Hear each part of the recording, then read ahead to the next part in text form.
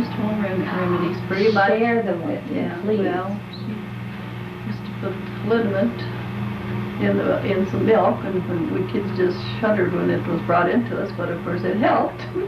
Did you ever have that? No, no, I can't imagine. Now, was this the liniment like Raleigh's or what? Yeah. Oh, So it was, no. yeah. And we had to drink it. in warm milk? Yeah, well, no, I think it was in cold milk. Cold milk, okay.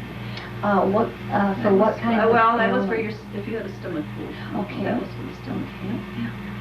Yeah. And it worked? Well, sometimes, and sometimes I suppose it took a while to work. We just shuddered when we seen that lemon bottle coming. But you didn't run to the doctor like they do now, you know, the minute there's something the matter, Right. you're at the doctor's office. Okay. What else did you use besides the liniment and milk? Well, I suppose Vicks, and they used, what'd you call that, plaster, put on our chest? the mustard plaster. plaster. So then if you didn't watch that, well, you know, you was burnt red. How did they make a mustard plaster? Well, it was mustard with a little flour, I think. I haven't done it for so long. I used to do it for the kids, but I haven't done it. Did it have onions on it too? No, I never onions. put onions in. Just mustard Just with mustard. flour? And then you put that on a rag or a cloth, you know, and then put it on there, but you had to be very careful not to leave it on very long because it would burn. Okay. But it help sometimes. Mm-hmm. It's just one of those things, you know, like I said, you didn't run to the doctor, you just used your home remedies. Right. And when I had a toothache, I remember, because I had toothaches all the time, I wore my wool cap on a hard cold heater and put it up against my cheek.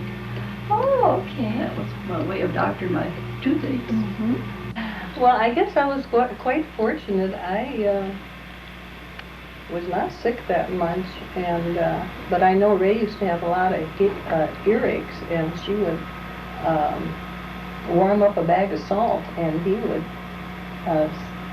put his ear on that, and that really helped. I don't know why. The time I had mumps, a neighbor lady came over, and Mrs. Carlisle came over, and my mother and dad and my sister and I, all four of us had mumps at the same time.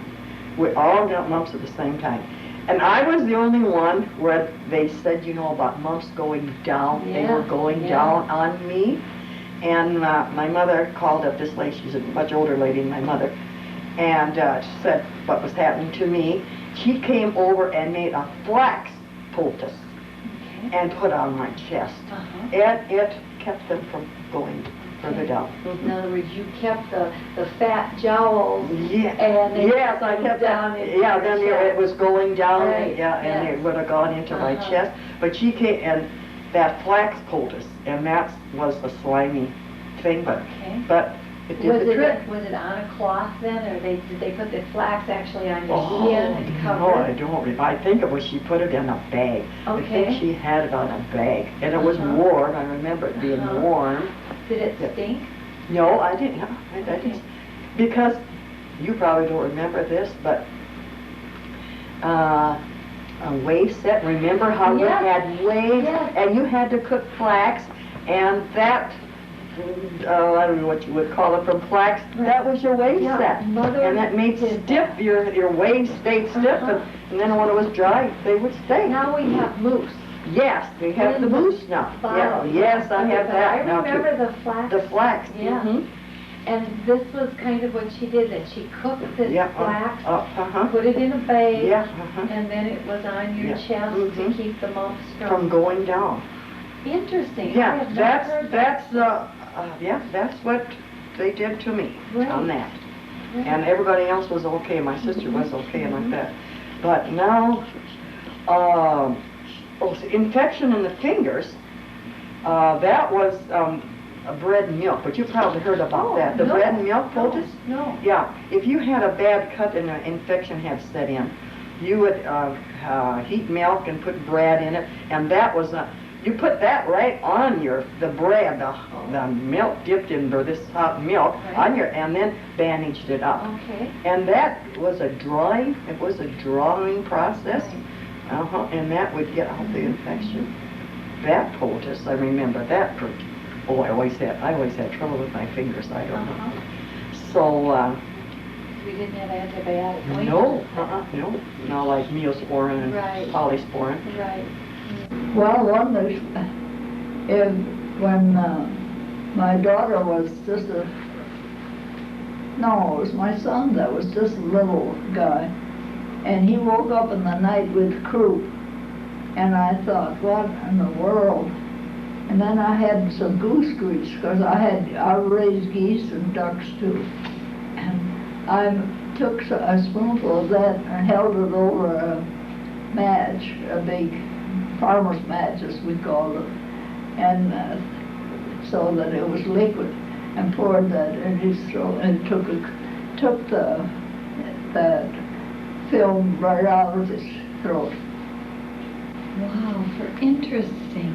Did And you? I thought that was, and then after I did that, I went and got the baby book and looked, but I was afraid he was going to choke to death before I got the book out. Mm-hmm. And I knew in there it was something to grease that would take it out, and it did.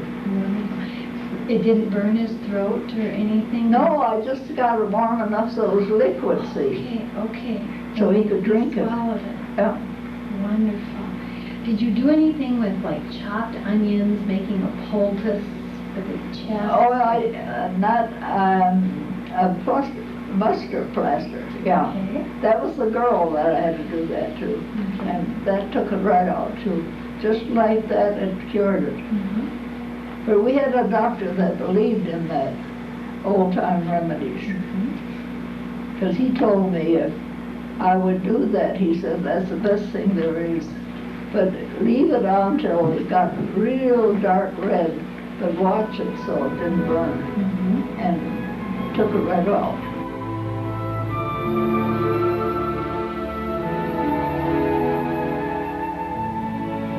We had a pony, so we had, and Ray had a cart. We had an old buggy we fixed up, and would hitch the pony up to that. And in the wintertime, we had some old or it wasn't really a bobsled, but they were small runners, and we had that to go with. And my folks used to, there'd be card clubs here, and they'd go around, and the children would always play upstairs.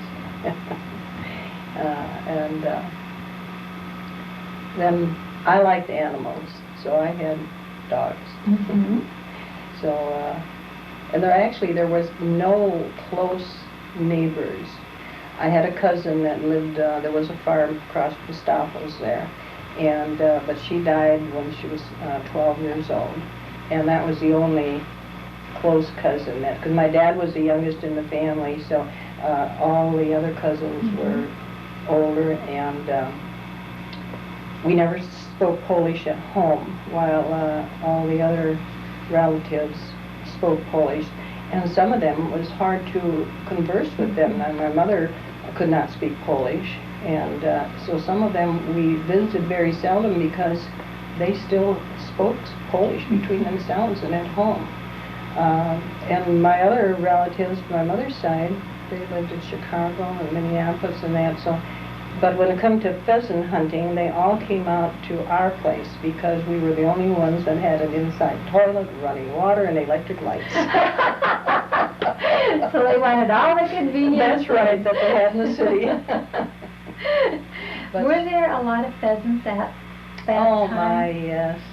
You could go out. Well, we used to, when we first moved here, they used to roost in the, we had trees east of the house, and they would come at night and roost in the trees. But you could just drive around. I know I got some pictures of my dad and Ray, and they just drove around the section, you know, you'd have your hands full. Yeah. Wow. I don't even remember what the limit was then.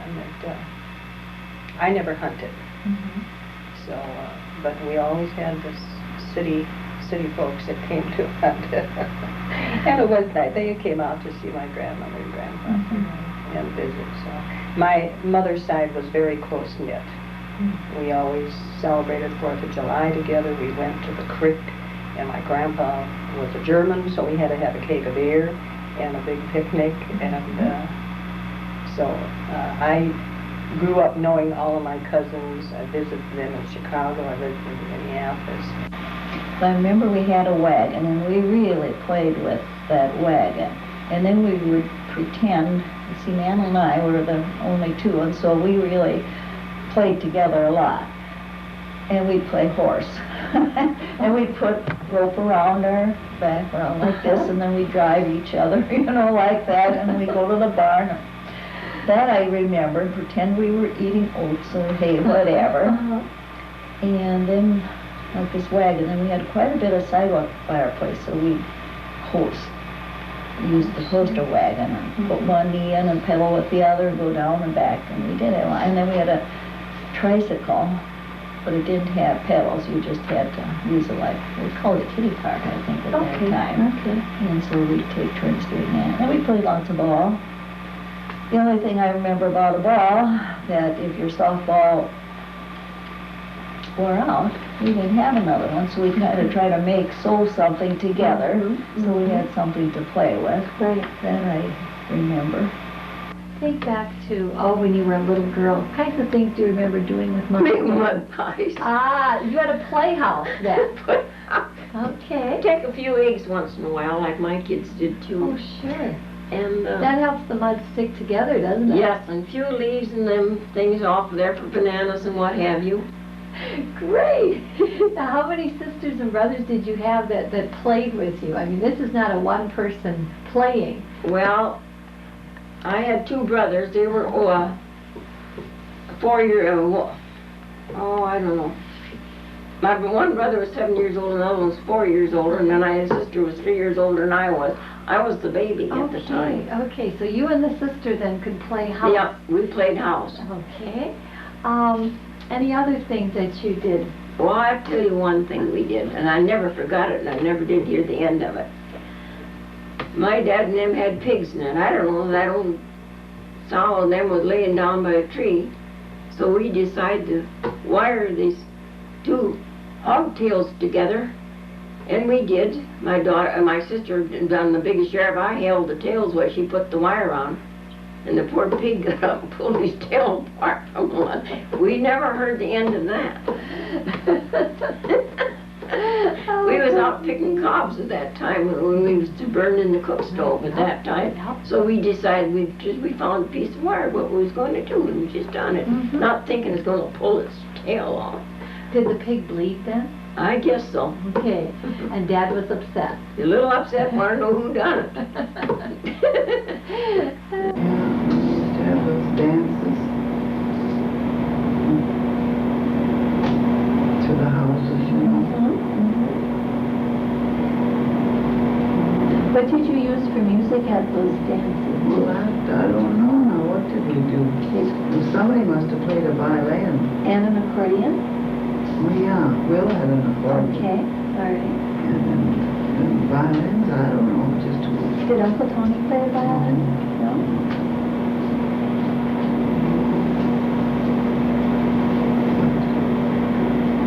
I just can't think. And then we used to have, before I was married, here out by Wilno, we used to go to barn dances. I didn't go to so many of them, but I went to a few. And then they played fiddles, I think, and accordions, I suppose. I can't remember that really. And the little But concert. boy, we'd have a good old time with those barn dances. Big barn dance, oh wow. And I didn't go to so many of them, but I went to a few.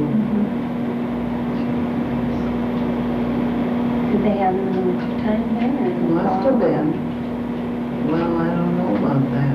It was when the barns were empty. Okay. See, we was out. Probably in the spring. Yeah, I suppose. Yeah. Probably in March or so, right before. Gosh.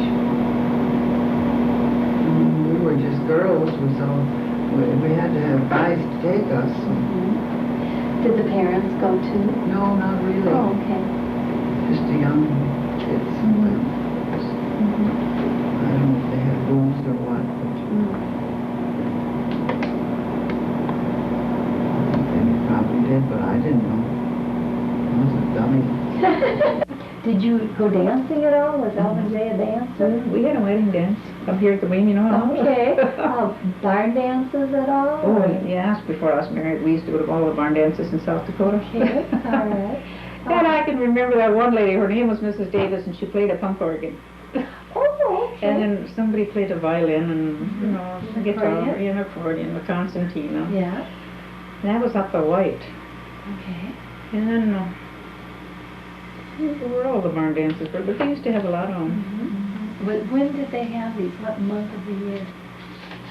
Well, before, this must have been before haying started, because when the barn was empty. Okay, so maybe in the spring of the Yeah, year, it like must have March, been. April? And just think now they wouldn't allow that. You'd think that, you know, they could throw a cigarette or something. Mhm. But I remember we had one at home once. I wasn't very big then, but I remember it. It was on a Saturday night. But they always had to wait till the barn was empty, and then we'd have to help sometimes too and clean the barn. I mean, sweep.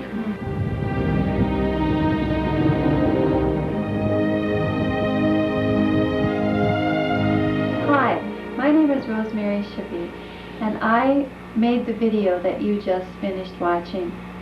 I hope that you enjoyed watching it as much as I enjoyed making it. This past summer, my daughter and I took the video camera and went to the homes of the women that you saw on the video. We asked them questions about the topics that were on the video, and they gave us their candid answers from the heart. There were a couple of things that impressed me as I interviewed the women of Lincoln County. First, they gave up their dreams, their idea for the times that they lived. They realized that the Depression did not allow their families very much money. Many of them gave up their dream of going on to college or going on to normal school or getting into a profession that they thought would be interesting by going to Sioux Falls or wherever the education was available, to stay on the farm and help their families or to work in the locality of which they lived, and then they got married. The driving license did afford them some freedom. It did afford them the ability to help their husband on the farm by running to town for parts and doing other errands and taking the children to school activities. Gardening played an important part in the lives of the women of Lincoln County. They had gardens for various reasons, some to supplement the meal, others as a status symbol, and still others as a means of conversing with their lady friends as they went out in the community. Most of the women worked in the fields with their husband during threshing time, shocking and so forth. They helped their husbands milk cows, did chores, and most of them had chickens. Chickens seem to be kind of a part of the farm economy. Many of them used their egg money to buy the things that they could not grow and raise on the farm. Others used that egg money to buy clothing for the children and little things for the house. But egg money played a very important part in their lives. Many of the young ladies who got married had to live for a time with their in-laws, and this time of living with their mother-in-law was a very difficult time, sometimes very painful, and this was evidenced by the stories that they told.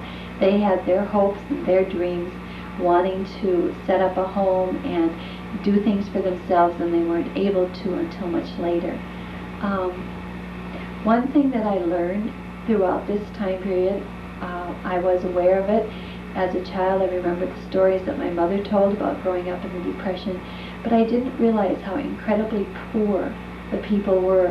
And it wasn't just one or two families, but it was everyone that was poor. And the women indicated to me in my research that because everyone was poor, they didn't realize how really poor they were. I do think that the interviews indicated to me that the women were able to accept the times that they were born, the times that they lived. They were much stronger for it. They demonstrated a great deal of courage, and they were very accepting. And I think this is evidenced today in their lives. through the interviews, visiting with them and so forth, they are very strong women. I had never done an oral history interview before, and I found this to be very challenging, and I found it to be very rewarding.